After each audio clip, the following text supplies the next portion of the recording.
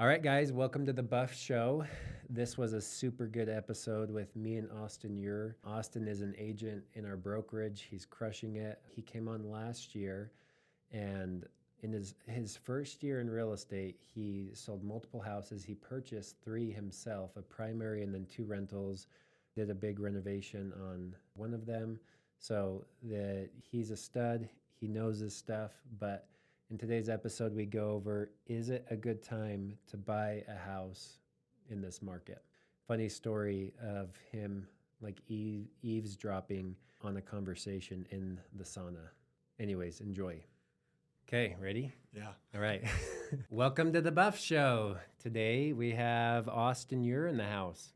Yeah, excited to be here. Welcome, it's a good dude. one. Yeah. It's been a minute since you've been on. It has. Yeah.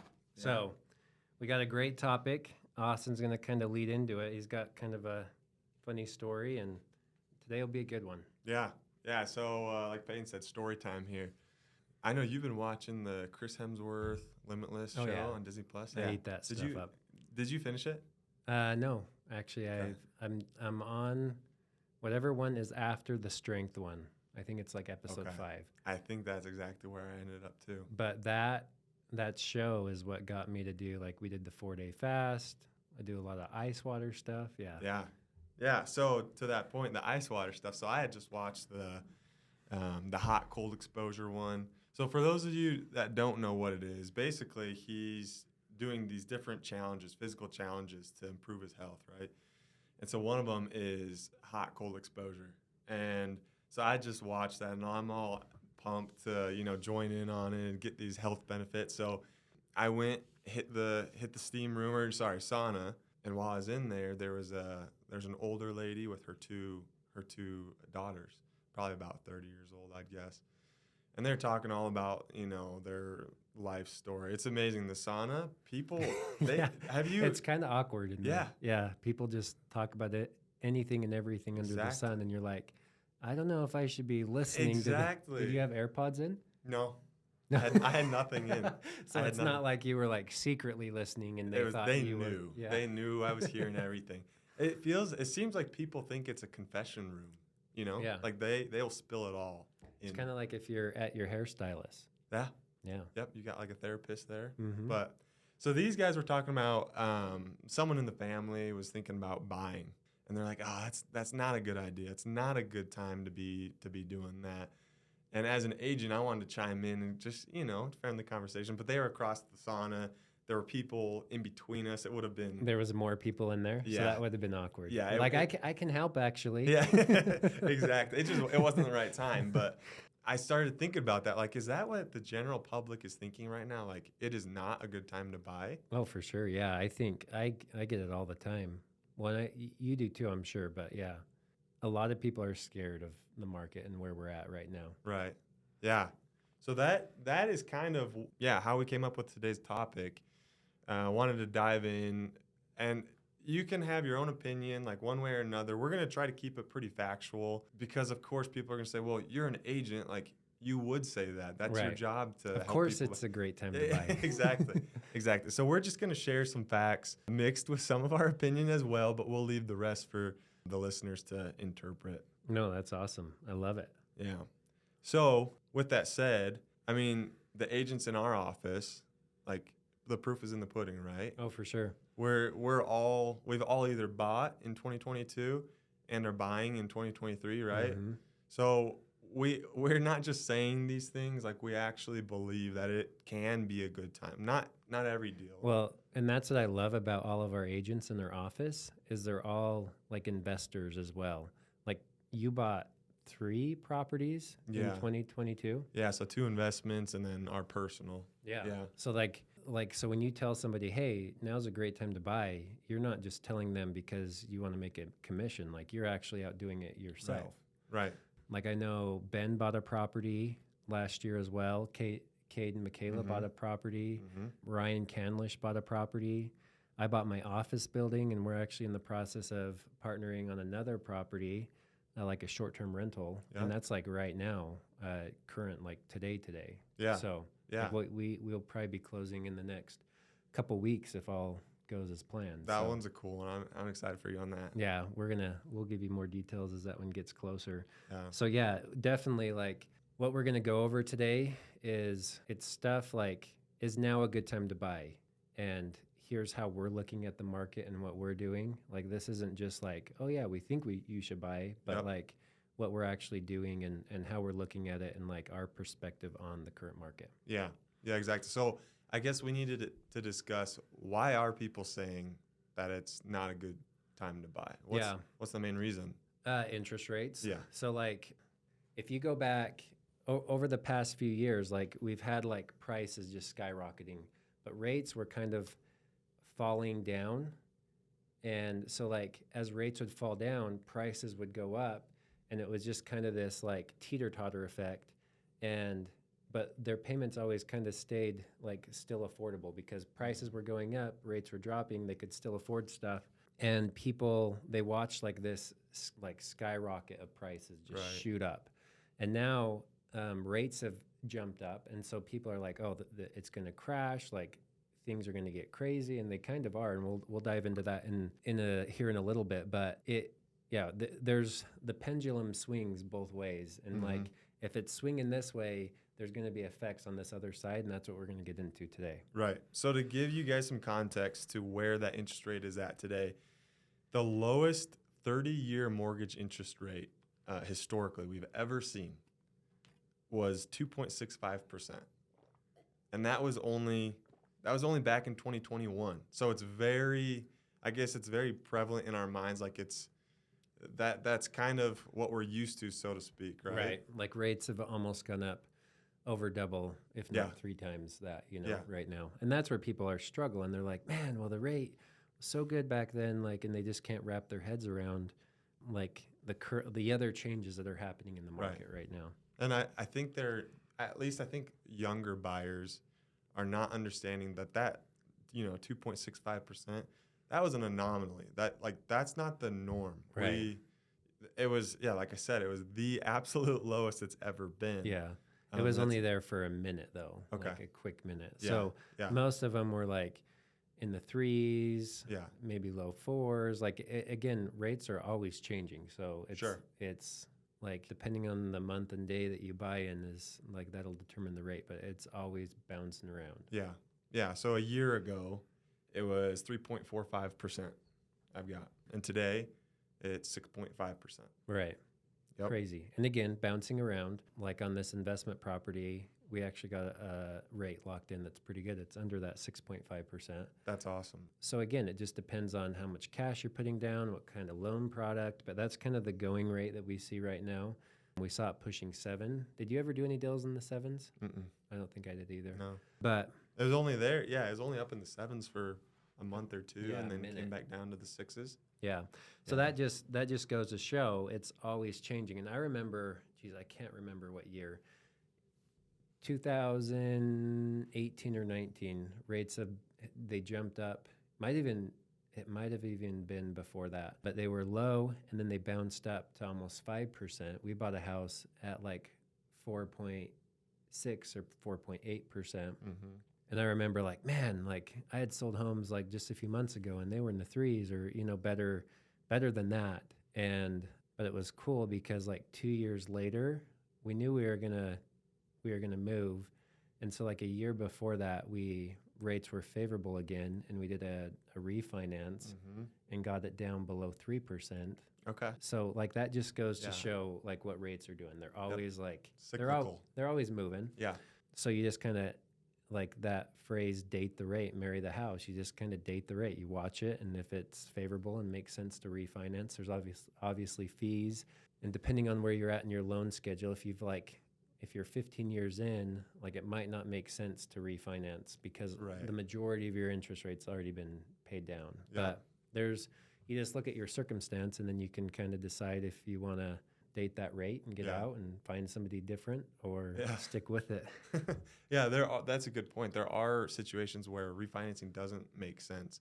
So when you refinance, it costs anywhere from 2 to 5% of that loan value.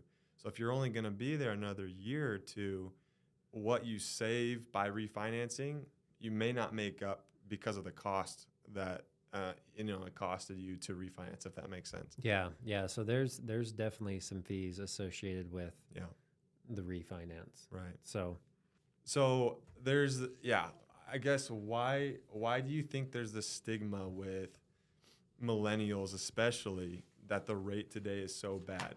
Our parents, they've had mortgages for what was your parents' mortgage, you say? I think they were at like 12 or 14%. Yeah. Yeah, and I think the worst it's ever been is like 18%. Yeah. Yeah, so it's just these younger buyers, millennials, us included, like we don't realize or recognize the average is 7.76% for a 30-year mortgage. So Like historically. So Yeah. today, it's so bad. Interest rates are so high, yet we're a full point underneath the historical average. Yeah. So Still, even when they're still, high. Yeah. yeah. So there's kind of this mindset that's gonna have to shift. Anyway. Yeah. In the defense of those buyers though, what's changed is the house price. When Right. rates were 12 or 14%, the median sales price of a home was probably like 100,000. Right. So it was a lot Yeah. easier to like swallow that and just bite the bullet. But still, we're going to show you here in a minute, there's still great deals to be had. And we're going to show you how that pendulum swings, Mm-hmm. rates and prices. Yeah. So- Yeah. With a real local example, right? Yeah. Yeah. So I think we have been spoiled this last decade to believe that normal is anywhere between 3 and 5%. Mm-hmm. But historically, like I said, it's almost 8%. So history would suggest that, we still have some room to climb here with rates. And so that's something that we're going to, have to overcome with buying houses is like it might just be the new norm. We don't know Mhm. where it's going, Yeah. but A lot of the experts that I listen to, like forecasters and stuff, what I've heard, and again, we'll see, but, and kind of what I'm believing is I think that rates have kind of peaked, and I don't think we're going to see them be as aggressive climbing upward over the next few years. right. I think we're like catching up with our inflation problem. I think that over the next few years, we'll start to see rates bump back down and get more favorable. Yep. But there's a risk there for all these people sitting on the sidelines waiting for that to happen. As soon as that happens, there's going to be a freaking rush of people like, oh, rates Yep. are great again. And they're going to flood into the market because the buyers haven't gone anywhere. Yeah. They're Yeah. still out there. That's exactly what I was going to ask you. My next question was, so let's say everyone gets what they want and rates do go back down to 3-4%. Like what's that mean for our market? It's that pendulum. So like if rates go higher, it'll tend to like bump house prices down. But if rates go lower, Yeah. like house prices they're gonna come back up because now things are more affordable. And the supply and demand hasn't like stopped. Mm-hmm. The demand's still out there. People are just like not suffering, but they're having to deal with the current situation on where they're at, whether it's renting or living with family or wherever they're at. They're just like, we're just going to be here for a minute until we can afford, that next property that we want. Everybody thinks in like monthly payments. That's how our country thinks. So it's either price or rate. And as those swing, that determines what's going to happen. Rates go up, prices are going to go down. Yeah. If rates go down, prices are probably going to continue to start climbing. So Right. that leads me to think like a question for you: what would you rather have, a cheaper interest rate or a lower purchase price? I think most people would answer cheaper interest rate. I think Because they think their payments would be cheaper. yes. Yeah, they believe it would be cheaper. But as you drop your purchase price, it makes your payment cheaper. Right. Yeah, so I guess the question is, how much does a purchase price need to drop Yeah. in order for that to be, the better deal? Yeah. So when I look at it too, it goes back to that date the rate, marry the house. Like the purchase price is basically like that's tying the string, right? You Mhm. can't change that number. You bought it for that. You yeah. bought it. Let's say you bought a house for $350. Like you're stuck at that price. You can't go Right. back to the sellers. Like there's no changes that can happen to that purchase price to make it more favorable for you. But the rate you can change. That's the sweet thing. So you buy it for $350, get a sweet deal, but your rate's 7%. Right. There's multiple different loan programs. You could do like a 2-1 buy down, which we'll go into later. But let's say in 2 years, the rate drops back down to like 4%. Mm-hmm. You could hurry, do a refinance, get out of that 7% rate, get into a 4% rate. Maybe at that point, put it on a 15-year mortgage because maybe you're like, hey, we're comfortable to making these payments at the 7%. Yeah. Let's put it on a 15-year mortgage at 4%. And sometimes when you do the 15-year, like the rates are even more favorable. Mm-hmm. Put it on a 15-year mortgage and then just continue paying, and then you're going to pay it off even quicker. So like if you can afford a house right now, it goes back to that saying, and you hear it so much, it's kind of annoying. Date the rate, marry the house. But like it makes a lot of sense because the house price, that's a fixed thing. You can't go back and change that. But the rate, it can change. It can change. Yep. And it does change. It always changes. Yeah. And that scenario you said, like that's not hypothetical. We've chosen a local market. So Washington Terrace, it's like South Ogden, right? We had to pick a neighborhood to pull some hard numbers from. So we'll just share. Again, the competition or the question is rate versus house price. Which one do you want? And at what point does it make sense to choose one over the other? Well, and it was time frames because yeah, everybody was like, "Oh, well, I would have bought last year, but now this year it's crazy and like rates are too high." Yep. But what people don't like, you've had multiple buyers like, "Hey, I'm not going to buy right now until the market drops." Yeah. Well, we're going to show you some things right here that might change your opinion on like where the market is and everything and what's going on. So we took, like Austin said, we took a very specific area. I was trying to find like a house that sold a year ago and then is reselling today. Those are really hard to find. We didn't have enough time. I'm sure there are some out there, but couldn't find one. So what we did is we picked an area, Washington Terrace in Weber County, and we did houses from 1,800 to 2,200 square feet. And we looked at the sales last year, almost a year ago today, and then I pulled the active and like the recent sales within the past 30 days or so, and we compared numbers. Yeah. So Austin did the year ago. So you tell me what those numbers are, and then I'll tell you what I found this year. So a year ago, the house that Peyton described, so 1,800 to 2,200 square feet, about a 3-bedroom, 4-bedroom, 2-bath house. A year ago, the average sales price in the terrace would have been $425. That's what you would have gotten it for.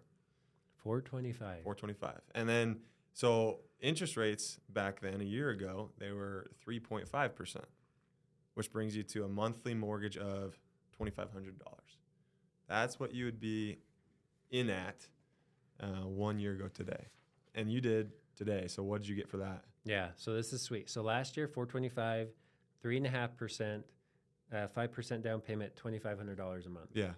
Okay, so today, and these are like sales that just recently sold, like the 29th of December. What's today? January 11th? Yeah. So the recent sales, I pulled multiple sales. Average sold price between those, $340. Okay. Yeah.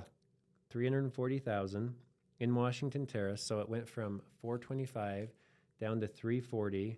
And again, these are ranging from like $270 up to $375. So there's a pretty big spread there. But like we have multiple actives in that mid to high 3 range. So I think we settled at, let's say if you bought a house in Washington Terrace today for $350, which we believe you could do, 5% down payment at 6% interest, your monthly mortgage payment would be $2,500. Oh, look at that. Oh my gosh. Exactly the same. So that's that pendulum that we were talking about. A year ago, you could have bought a house for $425, put 5% down, 3.5% interest rate. Your payment was around $2,500. Today, buy a house in that same neighborhood, and again, we're verifying these sales. You could buy a house for around $350 plus or minus some, down payment 5%, interest rate 6%, $2,500. And let's say we're off. Like, let's say you can only get qualified for a rate of 6.5%. Well, that bumps it up to 2650. Like, Yeah. there's things Right. that might be changing a little bit here, but it goes back to that question: would you rather have higher sales price and a Mhm. cheaper interest rate, or a Mhm. lower sales price and a higher interest rate? Yeah. Because what people are looking at, they just think that rates have gone up and they're still going to pay that Mhm. crazy high amount for a house when Right. that's not happening. Yeah. And I just grabbed my calculator there. So we came down about $80,000 on an average terrace house from this Yeah. year to last year, which so that's 20%. Dang. And 20%, like that's probably higher than the Utah average. Right. But that's kind of your answer there. When does it become better, or which would you favor? Right. Well, and that's one market. So every Yeah. market's going to be a little bit different. So let's hop into it. If you're a buyer right now, what should you be thinking? Yeah. I would say, well, first, we always talk about what does your family need, right? So if you have a job change, or you need to upsize or downsize, those things you're not going to see in the numbers. And so it may make it worth it to you. Yeah. And it's not the end of the world if you have to move, because like we just showed, you're getting a cheaper house price. Yeah, your interest rate's higher, but your monthly payment might be pretty close to what it was about a year ago. Right. Yeah. It's like that. A lot of people don't weigh in. They only look at the financial aspect and they're like, oh, it's going to cost me Yeah. $200 a month more to change my current living situation, but they don't factor in like their happiness, their kids' happiness, everything. Your home is your home base. That's where that's where all the chapters of your book are being written. And I think people underplay that way too much. And like, life's short. Mm-hmm. I'm not saying go out and splurge and buy the $1 million house, but if you can afford something and it's within your means, there is like a reward or level of satisfaction that comes of just getting that house and putting your family and setting yourself up in that position Mm-hmm. to enjoy and live life how you want to live it. Yeah. It's like us, for example. I could be way more frugal. I could not have my house in Eden without the shop. Like, I could easily sell that house and make a bunch of other really smart investment decisions. Yeah. And I've had people say that, hey, Peyton, why don't you sell that house and flip it? And you could like fast track your wealth accumulation by doing that. But I'm like, this is my kids' like, it's their childhood that I'm messing with. And right now we have it so good. Like, the bus stop's right around the corner. Everything is just set up perfect. Me and Car can go out to the gym in the morning. Like, there's a lot of things that you can't put a price on. And I think people overlook that when buying a house. They look at a car or something like that. When I think there's way more joy and satisfaction in buying a house than upgrading your car. You know, like living by the right people, the right neighborhood, the communities, the school, the churches, all that stuff, you can't put a price to it. Like, I can cruise home today, pick up Summit and Cadre, and then head up to the ski resort, be there within like 5 minutes, and do like 3 runs, and then head back home for dinner. That means a lot to me. That's awesome. And yeah, I could sell it and invest the equity and buy whatever, fourplex or whatever. Yeah. But there comes a point where you can't take it with you, so we might as well enjoy it. Right. Yeah, and I think we spend the majority of our time talking about the financial side, just because I think stats are easier to pull, and it's easier to relate with one another about the financial side. And hardly anyone ever mentions, it's my kid's home base, it's their safe place, because it's harder to articulate that value there. So just by default, I think conversations that we have day to day are purely financial based, and it's good to reflect on, well, that's not the only value when buying a house. Well, and I don't like, you never should buy a house that you can't afford. Right. And if it's going to put your family in jeopardy and put you in like stress, don't do it.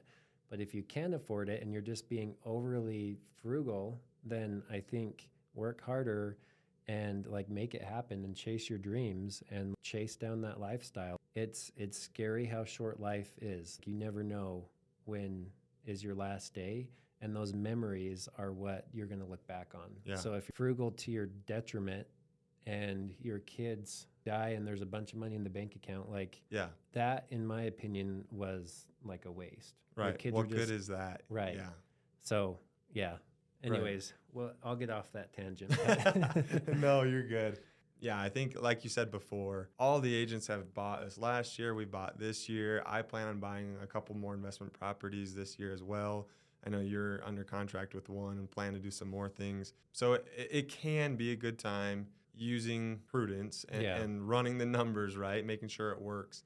And let me ask you this question. When's the best time to plant a tree? Yesterday. Yeah. When's the second best time to plant a tree? Today. Exactly. So I don't care even if you and I were looking back in 2008 and we bought, let's say it's 2007, peak of the market right before the Great Recession. Had you bought 5 homes then, and if you still had them today, that time period looks like a bump in the road.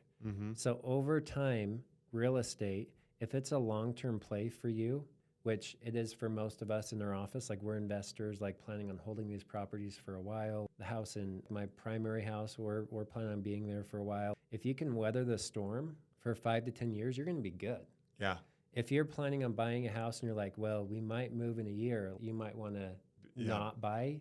But if you're like, hey, well, we might move in a year, but we could rent it, we could do this, all these plan A, B, and C, and D plans that you can fall back on, and they make sense, I would still go through with it. Yeah. Yeah. Perfect example. We bought our terrace house basically at the peak of home prices. Yeah, I didn't want to bring that up. No, I'm all right sharing this. So we bought our terrace house at the peak of home prices, and like I just said, I mean it's probably worth about 10% less. Let's replay the conversation because Austin was like, we're going to buy this house. I just bought this one, and this was last spring. Everything we just ran through is what kind of happened. we have experienced this first. Okay, I have. Yeah.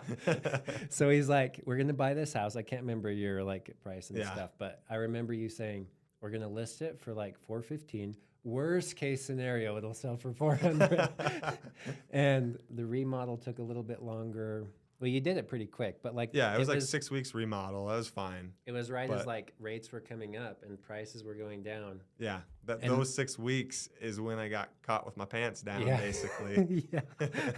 Oh man, and that's why we picked the Washington Terrace market because we knew it so well. Right. And like firsthand experience of like, hey, we're going to flip this house. We'll sell it for $415 or $400. But if we don't get that, you had the backup plan in place, and now you have it rented. Yeah. And it's still working out for you? Yeah, amazing renters. I don't regret doing that project at all because of the backup plan. And so it's a long-term rental for me now. Now I don't plan on selling it anytime soon. Love the family that's in there. It's cash flowing. Like that's my goal, right? Yeah. No, that's perfect. So while the market is more volatile, things are changing quicker, because that was a quick change. We're talking like almost a 20% drop in a neighborhood. In 6 months. Year. Well, yeah, I mean. Yeah. Well, I guess it. Yeah, from the high point to today, 6 months. Right. Yeah. It's bizarre. But if you have those backup plans in place, then like you're good. Yeah. You can rest easy because you're like, if it doesn't sell, we'll just rent it. Right. And it worked out for you. So you're a buyer now. Let's go through buyer and sellers. Like if you're a buyer and you're looking at like these stats and stuff, what are the advantages to looking right now? Right. Yeah, so there's a whole lot more inventory out there than there was even a year ago. So a year ago, and we should have pulled those numbers. I didn't pull them. Yeah, I didn't realize that's where this was going. But hey, we're jumping in right now. That's all right. So a year ago, I mean, we were working with buyers, and you had to fight like a dog to get your offer even noticed, right? Just because there's so few inventory for how many buyers were out there. Well, and that's the purchase price thing. Like, hey, we want your house. We'll go 10, 15, 25 grand above asking, non-refundable earnest money. We want that low rate or whatever. And they would just fight hand, tooth, and nail to like try and get these properties. Yeah. And it would push the price way up to, $425. But compared to today, the last 2 buyers that I've worked with, basically everything we've asked of the sellers, they've given it to us. Yeah. Hardly any fight. Like discount on purchase price, seller paid concessions, repairs. Yep. Like plenty, ample time to buy a house. You know how many buyers are probably unhappy with their house because they like kind of got rushed into it over the past year Yeah. or 2 years. 'Cause they felt that they had to pull the trigger the second they Well, they- left the open house, right? Yeah, they had to in a way because like Yeah. that was the only way they were going to compete. Now you can shop. Yep. You can like check things out. Do I like this house more or that other house more? That right there is a huge advantage to buying a house today. You don't have to buy the first house you step Yeah. in because that's your only option. Yeah. You can sit there and think about it for a couple of weeks, and it probably will still be there if you go Mhm. back. There's a few houses that still sell pretty quick, but that's a huge pro to buying right now. Yeah. Lots more inventory, over double the inventory, way less competition, way more flexibility with negotiations, Mhm. timelines, repairs. Like it's shifted to where it's more like a buyer's market. Yeah. I wouldn't say we're like full on in a buyer's market because I think homes are still moving quick enough Right. that I don't know.